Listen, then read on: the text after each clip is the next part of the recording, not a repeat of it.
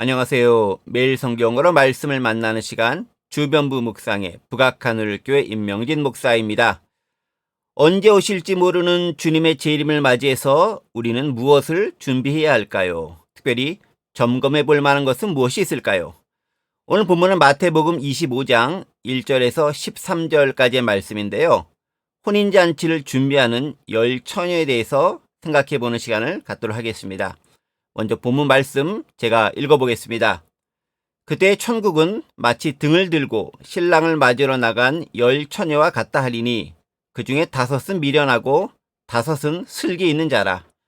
미련한 자들은 등을 가지되 기름을 가지지 아니하고 슬기 있는 자들은 그릇에 기름을 담아 등과 함께 가져갔더니 신랑이 더디어 물어 다 졸며 잘세. 밤중에 소리가 나되 보라 신랑이로다 맞으러 나오라 하매 이에 그 처녀들이 다 일어나 등을 준비할세. 미련한 자들이 슬기 있는 자들에게 이르되 우리 등불이 꺼져가니 너희 기름을 좀 나눠달라 하거늘 슬기 있는 자들이 대답하여 이르되 우리와 너희가 쓰기에 다 부족할까 하노라.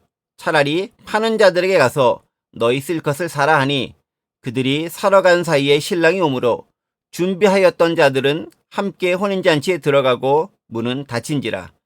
그 후에 남은 처녀들이 와서 이르되 주여 주여 우리에게 열어주소서. 대답하여 이르되 진실로 너희에게 이르노니 내가 너희를 알지 못하노라 하였느니라. 그런즉 깨어있으라. 너희는 그날과 그때를 알지 못하느니라. 아멘. 마태복음 25장에는요 천국에 관한 비유가 3편이 기록되어 있습니다. 그 중에 첫 번째 비유가 오늘 본문인 슬기로운 5처녀와 미련한 5처녀의 비유입니다. 비유의 내용은 간단하게 이렇지요. 혼인잔치를 맞아 신랑이 신부 집에 들러 함께 잔치에 참여할 신부의 친구나 들러리를 부르러 가는 것이 당시의 관습이었습니다. 자, 그런데 문제는요. 신랑이 언제 올지 잘 모른다는 점이죠. 혼인잔치는 주로 밤에 이루어졌는데요. 신부의 들러리들은 매우 피곤해서 잠을 자는 경우가 많았습니다.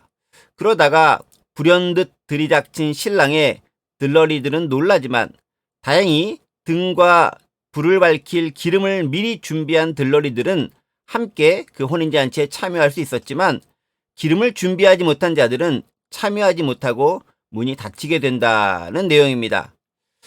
여러분들도 잘 아시겠지만 이 비유의 핵심은 준비성에 있습니다. 신랑이 언제 올지 모르기에 신부의 들러리들은 항상 준비하고 깨어 있어야 한다는 점이죠.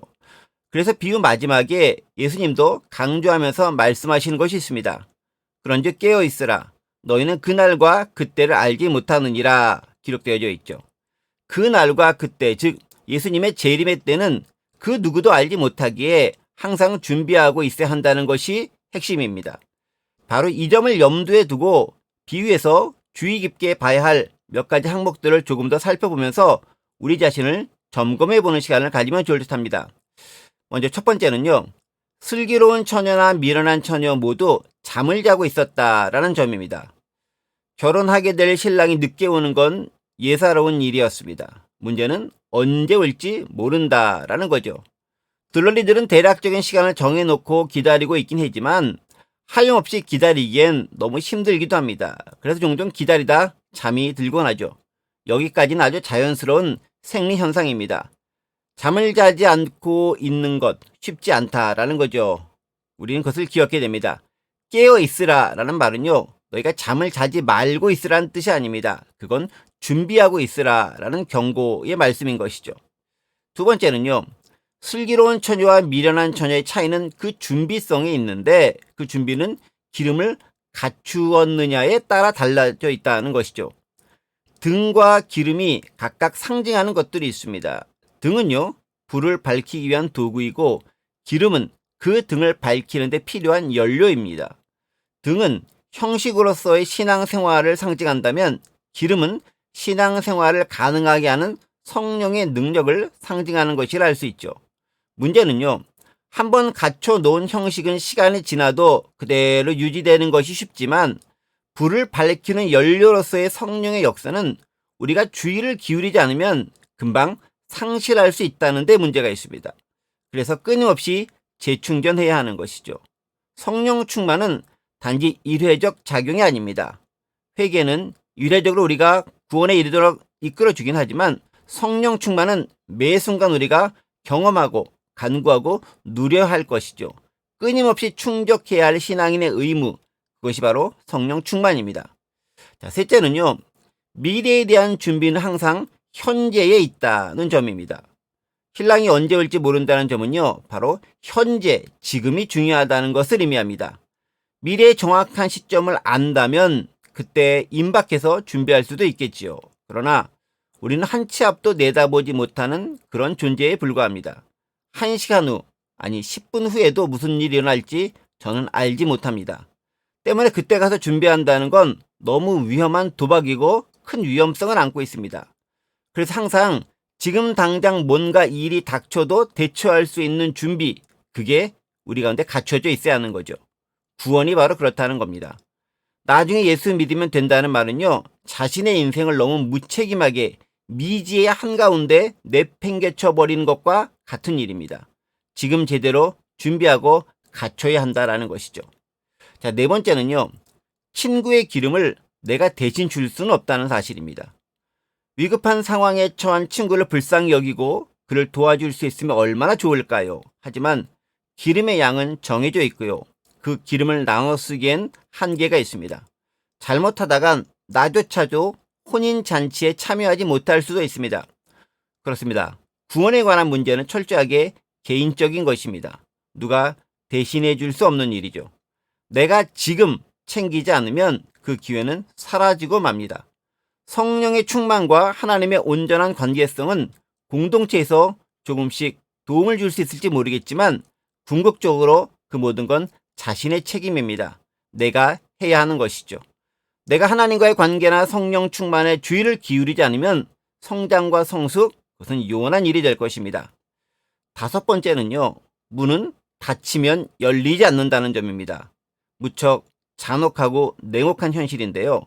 구원의 기회가 그렇다는 것이죠. 천국 비유를 이야기하면서 종종 나오는 비유가 문이 닫힌다, 그리고 그 문이 열리지 않는다라는 점입니다.